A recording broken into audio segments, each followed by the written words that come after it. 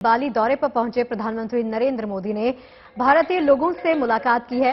इस मुलाकात के दौरान एक कार्यक्रम हुआ और इस कार्यक्रम में जब शामिल होने प्रधानमंत्री यहां पर पहुंचे तो उनका जबरदस्त तरीके से स्वागत किया गया। तस्वीरें देखिए आप। इसी दौरान इंडोनेशिया के लोक कलाकार स्थानीय वाद्य यंत्रों के जरिए उनका स्वागत कर रहे थे तो प्रधानमंत्री नरेंद्र मोदी से रुका नहीं गया। प्रधानमंत्री नरेंद्र मोदी ने रुककर वहां पर उनके साथ उनका वाद्य यंत्र बजाया। पीएम के देखिए इस अंदाज पर कलाकारों में खुशी का ठिकाना नहीं रहा। यहां से ठीक निकलने के बाद प्रधानमंत्री नरेंद्र मोदी ने भारतीय लोगों के साथ कई सारे फोटो भी खिंचवाए हैं। तो प्रधानमंत्री नरेंद्र मोदी आपको बता दें बाली पहुंच चुके हैं। यहां पर वो भारतीय समुदाय के लोगों को अब से कुछ ही देर बाद एड्रेस भी करने वाले हैं। G20 शिखर सम्मेलन में हिस्सा लेने के लिए प्रधानमंत्री 17वें G20 शिखर सम्मेलन में हिस्सा लेने के लिए वहां पर पहुंच चुके हैं और ये तस्वीरें इस बात की तस्दीक करती हैं कि जहां भी प्रधानमंत्री नरेंद्र मोदी जाते हैं वहां पर लोग उनके मुरीद हो जाते हैं। लोग देव स्वरूप वस्त्र धारण करके यहाँ पर देखिए इंडोनेशिया के लोक कलाकार हैं जिन्होंने स्थानीय वाद्य यंत्रों के जरिए प्रधानमंत्री का जिस अनूठे तरीके से स्वागत किया तो प्रधानमंत्री नरेंद्र मोदी ने भी बाकायदा वहां पर रुके, उनके साथ उनके वाद्य यंत्र को बजाया। लोग देव स्वरूप वस्त्र धारण करके यहाँ पर खड़े हैं और प्रधानमंत्री ये तस्वीरें देखिए।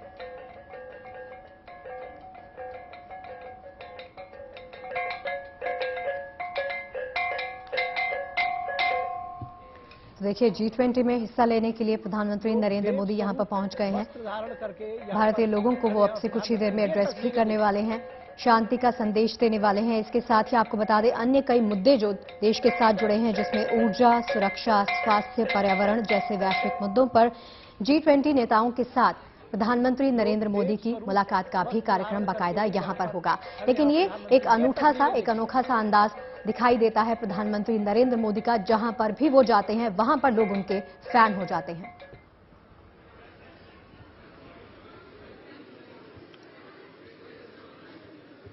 आप सबको नमस्कार।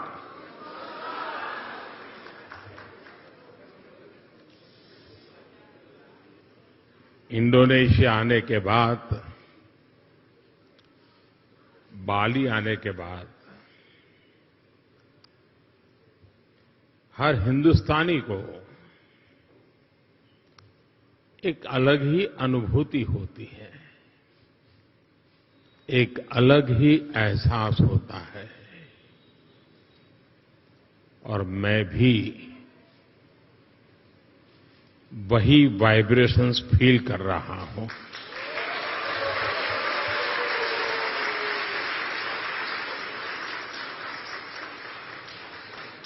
जिस जगह के साथ भारत का हजारों वर्षों का रिश्ता रहा हो और जिसके बारे में सुनते रहते हो कि हजारों साल में अनेक पीढ़ियां आई चली गई, लेकिन उस परंपरा को कभी ओझल नहीं होने दिया। हजारों साल से उस परंपरा को जीना, पीढ़ी दर पीढ़ी उस परंपरा को जानना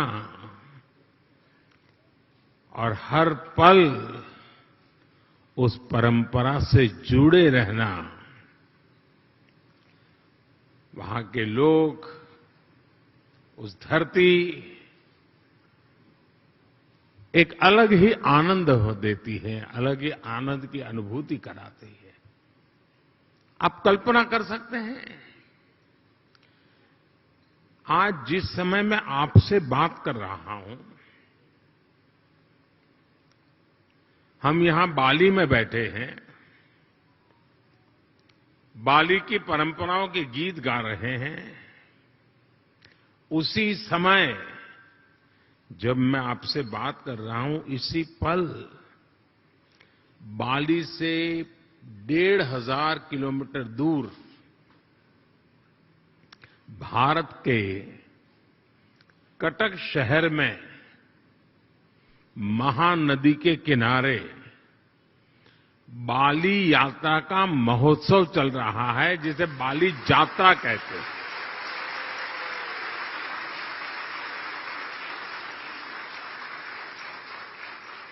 और ये बाली यात्रा है क्या?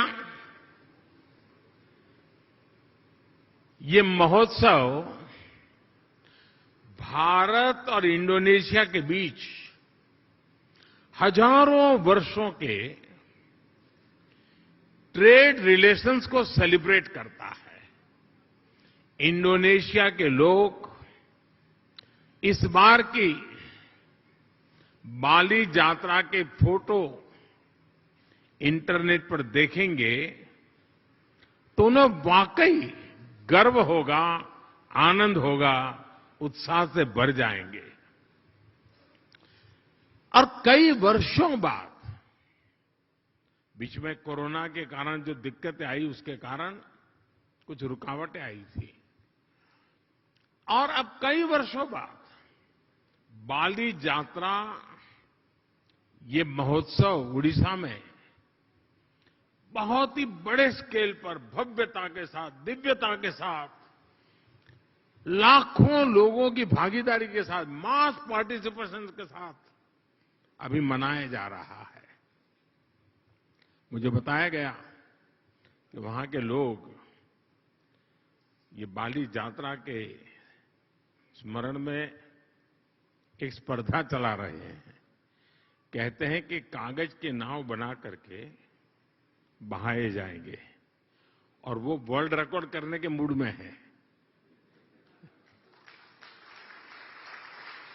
इसका मतलब ये हुआ कि उड़ीसा में आज जो लोग इकट्ठा हुए हैं उनका शरीर वहां है, लेकिन मन बाली में है, आप लोगों के बीच में है। साथियों, हम लोग अक्सर बातचीत में कहते हैं इट्स अ स्मॉल वर्ल्ड, ऐसा ही शब्द है, it's a small world. Bharat और इंडोनेशिया के संबंधों को देखें तो ये शब्द नहीं है, ये हमें सच्चाई नजर आती है, सटीक बैठता है। समंदर की विशाल लहरों ने भारत और इंडोनेशिया के संबंधों को लहरों की तरह ही उमंग से भरा है, जीवंत रखा है। कभी थकान महसूस नहीं हुई, वो लहरें जैसे चलती रहती हैं, हमारा नाता भी वैसा ही जीवंत रहता है।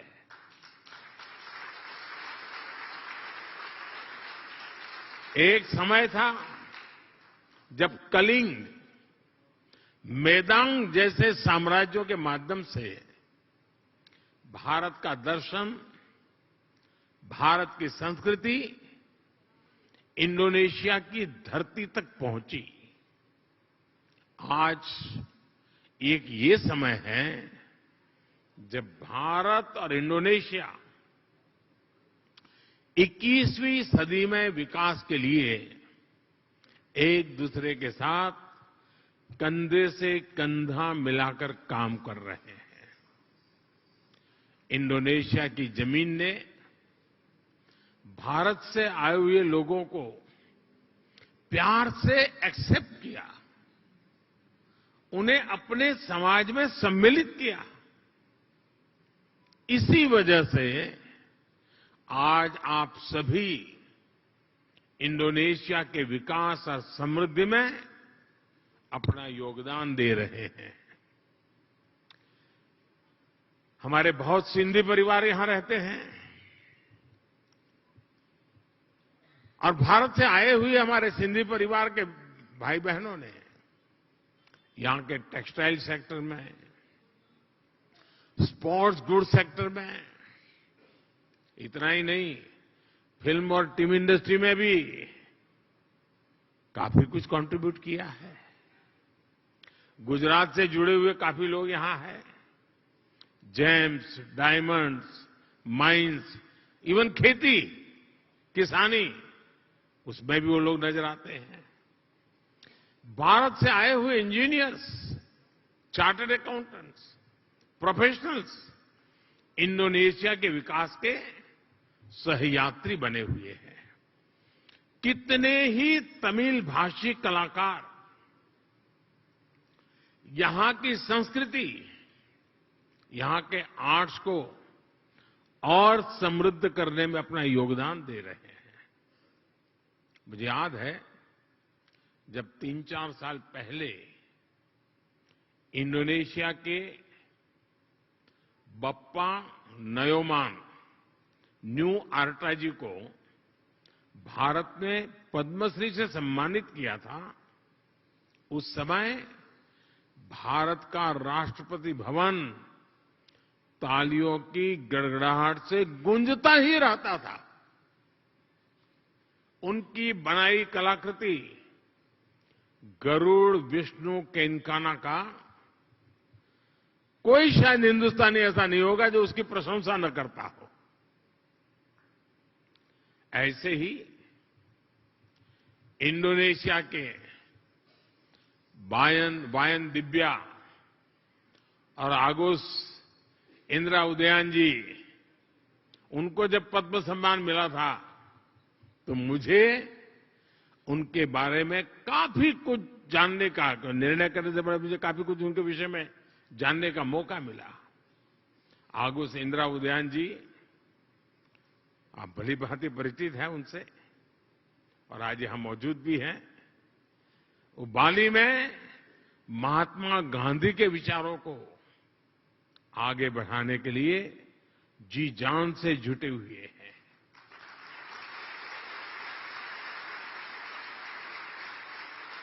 मैंने कहीं उनका एक इंटरव्यू देखा था,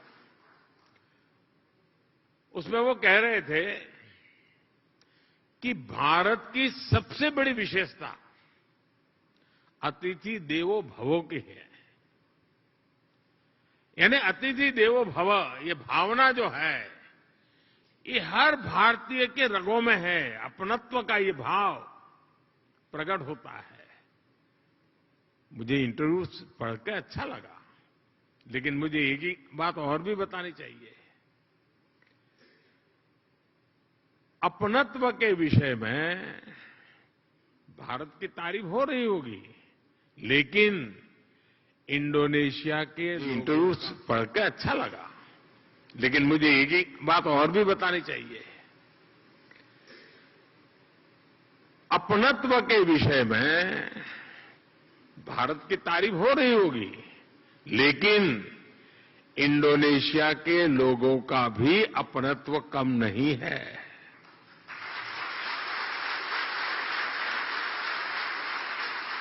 जब मैं यहां पिछली बार जाकार्ता में आया था, इंडोनेशिया के लोगों ने जो स्नेह दिया, जो प्यार दिया, मैंने उसे करीब से देखा था, महसूस किया था। इतना मान, सम्मान, प्यार, स्नेह, अपनापन, क्या कुछ नहीं था। और मुझे याद है राष्ट्रपति जोको विडोडो जी के साथ पतंग उड़ाने में मुझे जो मजा आया था, हम दोनों पतंग उड़ाने चले गए थे, वो अद्भुत था। और मेरी तो गुजरात में संक्रांति पर पतंग उड़ाने की बड़ी ट्रेनिंग रही है। और मुझे पता है यहां इंडोनेशिया में भी संक्रांति पर खूब पतंग उड़ाई जाती है। यहां पास में, और ऐसा नहीं है कि भारत और इंडोनेशिया का साथ सिर्फ सुख का है, आनंद का है, अच्छा है तब नाता है, ऐसा नहीं है। हम सुख दुख के साथी हैं। अगर सुख में साथी हैं तो हम दुख में भी उतने ही साथी हैं। हम सुख दुख में एक दूसरे के सुख दुख को बांटने वाले लोग हैं। जब 2018 में इंडोनेशिया में इतना बड़ा भूकंप आया तो भारत ने तुरंत ऑपरेशन समुद्र मैत्री शुरू किया था। इसलिए ही उस साल में जकार्ता आया था और तब मैंने एक बात कही थी। मैंने कहा था कि भारत और इंडोनेशिया में 90 नॉटिकल मील का फासला भले हो, लेकिन हकीकत तो ये है हम 90 नॉटिकल मील दूर नहीं है, हम 90 नॉटिकल मील पास है।